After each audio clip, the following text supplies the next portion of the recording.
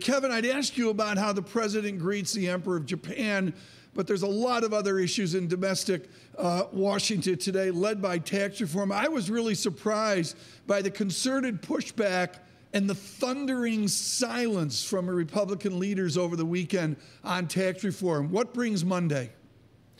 Well, I think now all attention focuses on this markup committee hearing, which is anticipated for early this week, and the House Ways and Means Committee. And so you're going to be hearing a public airing of the grievances on a host of wonkier issues, including from realtors.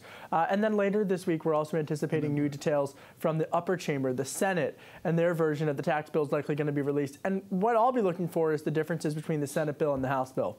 I agree, the Senate being the real point of where we get constricted. Here is the senator from Florida, Marco Rubio. This is a really interesting op-ed.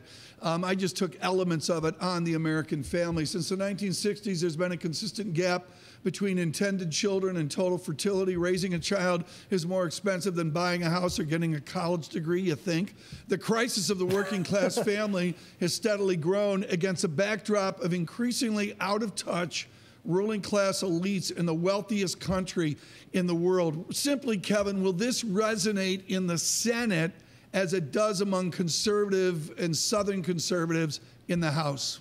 Senator Rubio really making the case for why tax reform is needed from a middle class perspective. And quite honestly, we've seen some House members try to do that, but he was much more successful than someone like Speaker Ryan. And so I would look for him to really try to be pushing out to be a face of this as the messaging moves forward in the Senate. Now, that said, Democrats trying to frame this as something that's only beneficial to the wealthy and to big business.